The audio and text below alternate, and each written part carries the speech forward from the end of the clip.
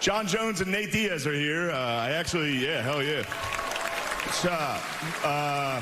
I had a couple drinks with those guys last night at the hotel, and it was terrifying. Donald Trump wants to stage a UFC fight on the White House lawn. The last time he staged a fight in D.C., Mike Pence almost died.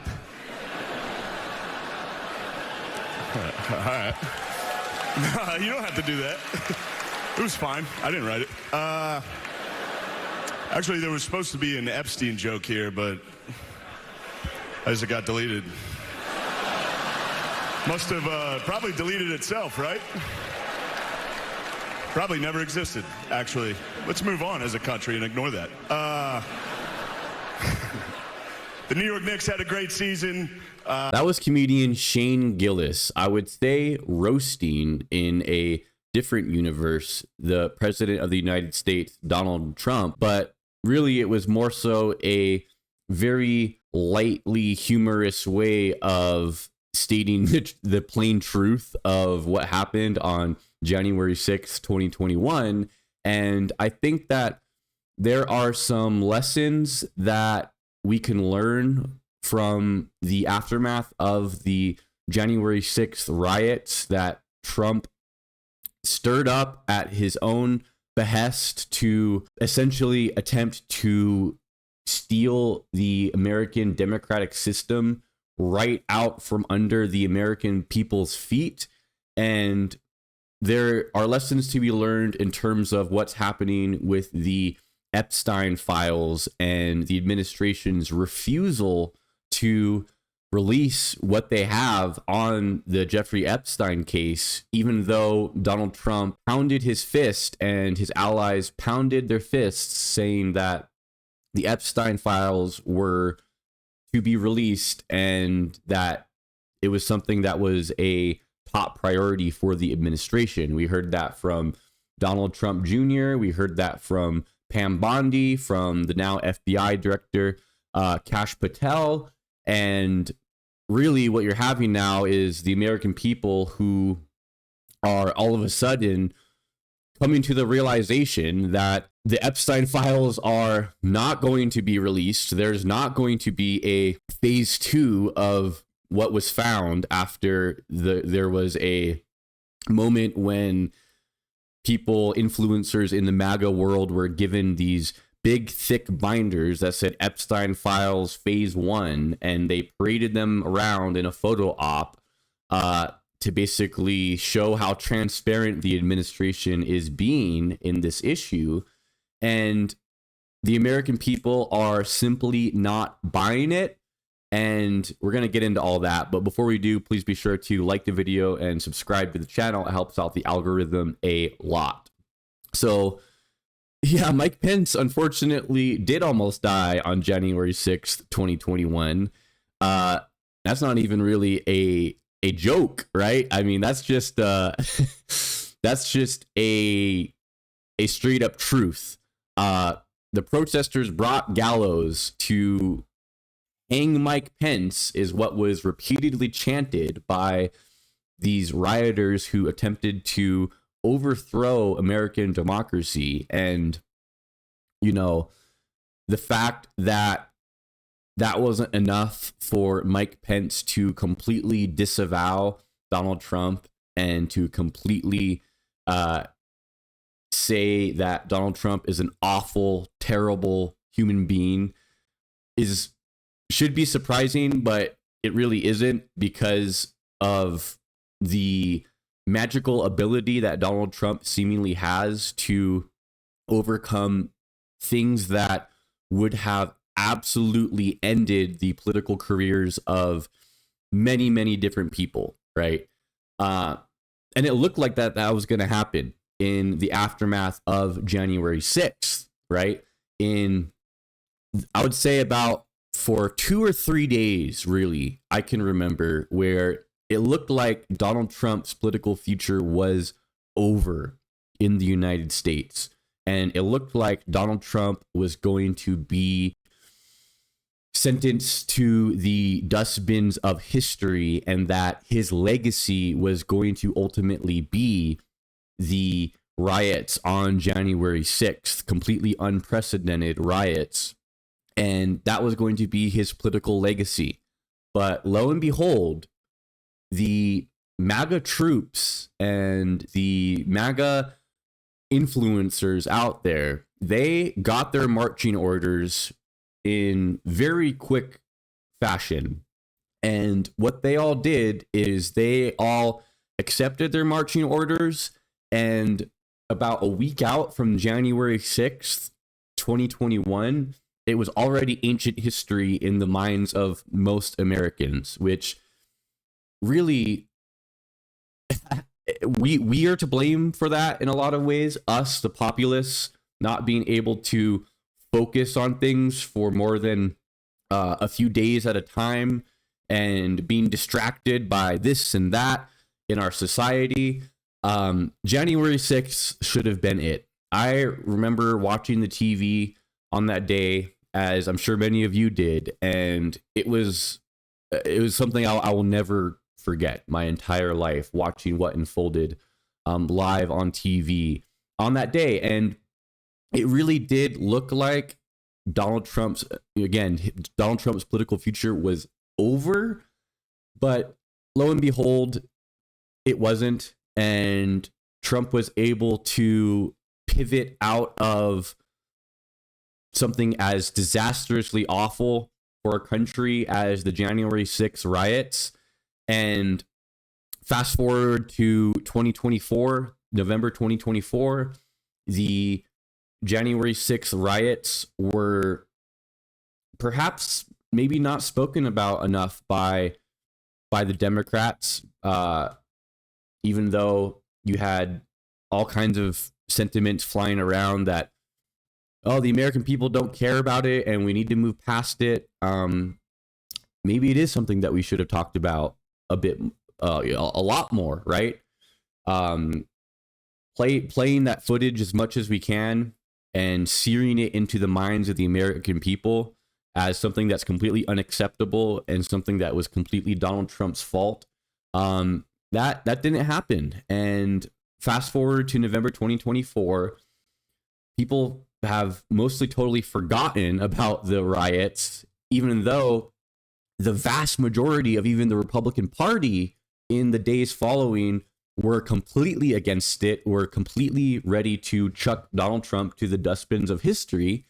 And now what do we have now that happened last week, right? We have this Epstein files case where Trump basically promised the American people that we were going to get more information on Jeffrey Epstein's connections with various powerful elites in this country.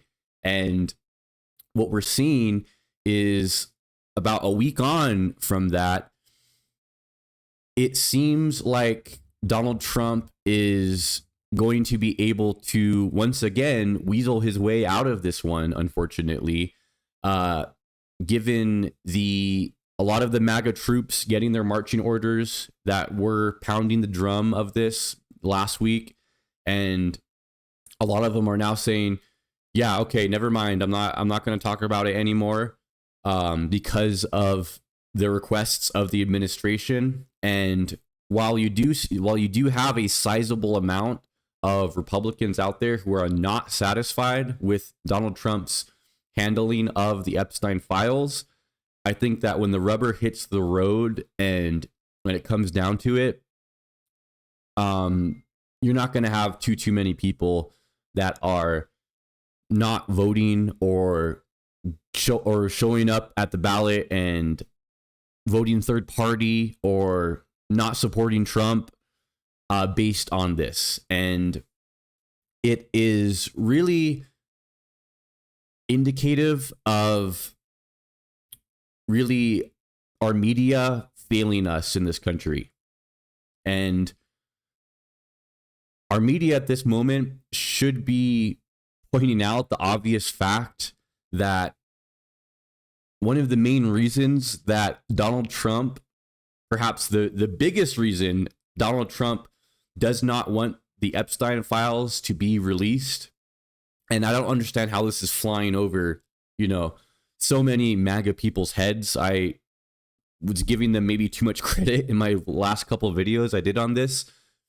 You have a whole bunch of MAGA people who are sitting there going, why would Trump promise to release the Epstein files and then not release them, and coming up with all sorts of reasons as to why that is the case, but not recognizing the massive elephant in the room, right? The elephant in the room is that the main reason that Trump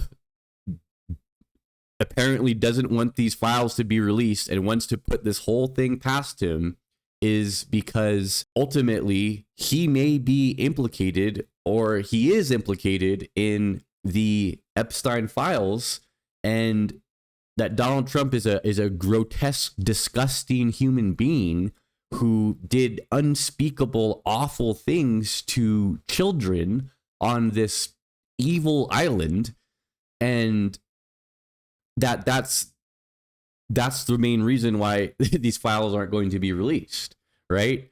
But you have this situation where you have all these MAGA people doing all these mental gymnastics to avoid recognizing the elephant in the room, that Donald Trump was very likely involved with Jeffrey Epstein doing awful things to children. And if he wasn't, then why wouldn't he want to release the files? It's that simple. I want to show you guys a few posts here from Elon Musk. We know that they've had a very public split in their little bromance that they had, where Musk said Trump is in the Epstein files a couple weeks ago. And here's some posts from him overnight where he says, it's a cover up, obviously. Wow, amazing that Epstein killed himself and Ghislaine Maxwell is in federal prison for a hoax. What happened to all the evidence against Epstein? Yeah, where is it? So that's another thing that people aren't recognizing, right? Ghislaine Maxwell is in federal prison for crimes that she committed in relation to helping Jeffrey Epstein traffic children. And she was found guilty by a jury of her peers, and the evidence was strong enough to that jury that they decided to, convict Ghislaine Maxwell, and find her guilty of the charges brought against her. So what's all that, right? It's how can Trump say, "Oh, it's a Democrat hoax, it's a Biden hoax, it's a Obama hoax," but there quite literally is and are people in prison that were in cahoots with Jeffrey Epstein?